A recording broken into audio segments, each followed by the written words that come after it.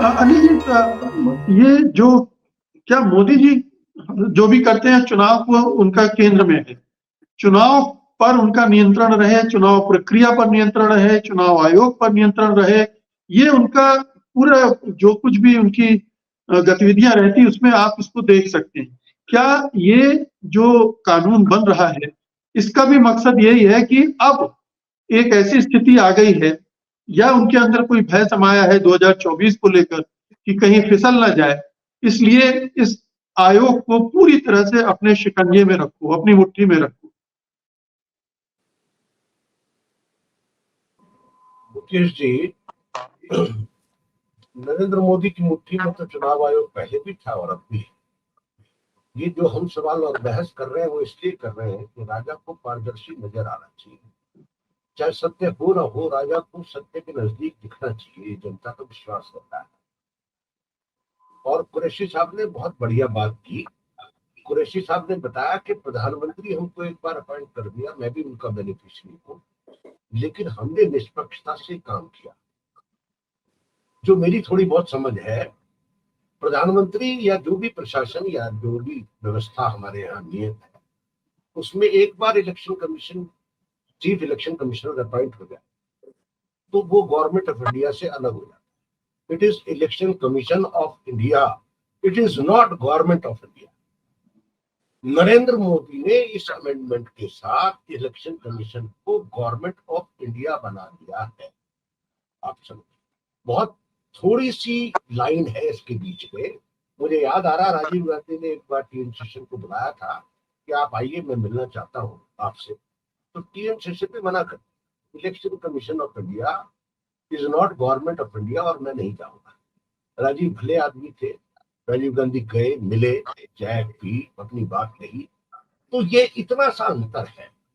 और ये मानस समझिए, हम शुरू से कह रहे हैं कि ये सरकार, भारतीय जनता पार्टी की सरकार और आरएसएस की सरकार, जो क्या मोहन भागवत मना करते हैं, हमारा लेना देना नहीं, लेकिन सबको मालूम है ये सरकार बिल्कुल नए युग की सरकार है। ये आए हैं ये सोच करके हम भारत में आमूल चूल समूल परिवर्तन करके जाएंगे, हमको कोई रोक नहीं सकता है।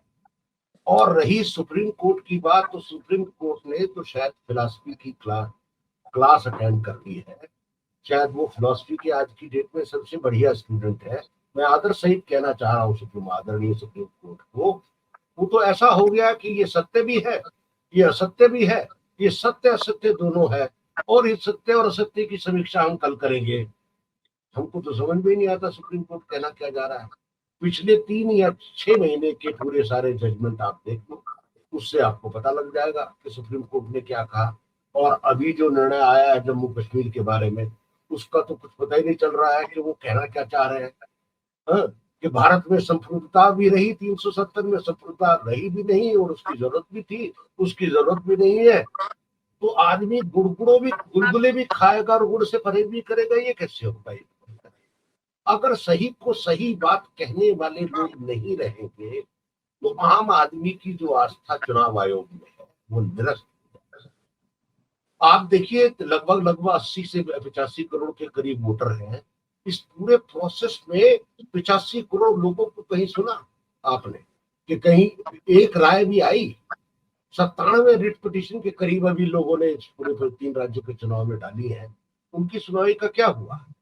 हाँ, हजारों करोड़ रुपया पकड़ा गया है, उसका क्या हुआ?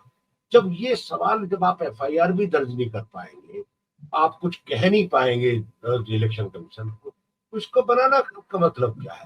अगर इलेक्शन कमीशन जनता से इनएसेसिबल है तो वो कैसा पब्लिक इंस्टीट्यूशन है? आप मेरे को बताइए ना, कैसा पब्लिक इंस्टीट्यूशन बनाना चाहते? डेमोक्रेसी का तो मूल मंत्र ये है कि जो हेड ऑफ द इंस्टीट्यूशन है उसकी एक्सेसिबिलिटी, आम आदमी दरवाजा खटखटाना चाहे तो खटखटाए। सुप्रीम कोर्ट के चीफ जस्टिस चंद्रचूड़ ने कहा कॉन्स्टिट्यूशन डे पर बहुत बड़ी बात थी, और लास्ट सेंटेंस था, उन्होंने हिंदी में कहा कि सुप्रीम कोर्ट के दरवाजे हर आदमी के लिए खुले हुए हैं, कोई भी उनको रात के 12 बजे खटखटा सकता है। ये दीवार बंद हो गई, पर्दा डाल दिया इस कानून ने। अब चुनाव आयोग का दरवाजा कोई रात को 12 बजे और दिन में 12 बजे नहीं खटखटा सकता, ये जी। इस कानून से बिल्कुल क्लियर हो गया। तो ये दीवार पे लिखी हुई इबारत है कि नरेंद्र मोदी कंट्रोल नहीं और पूरा कंट्रोल भी नहीं, वो जेब में अपनी चीजों को रखना चाहते हैं। जब निकाल के देखा, दीदार यार कर लिया और उसके बाद हुक्म की तामील हो गई, ये तो होने वाला है। तो इसमें नई बात क्या है, क्योंकि जी। आप इलेक्शन कमीशन ऑफ इंडिया को गवर्नमेंट ऑफ इंडिया बना देना चाहते हैं तो बनाइए, इसमें किसी को क्या जी। आपत्ति हो सकती है।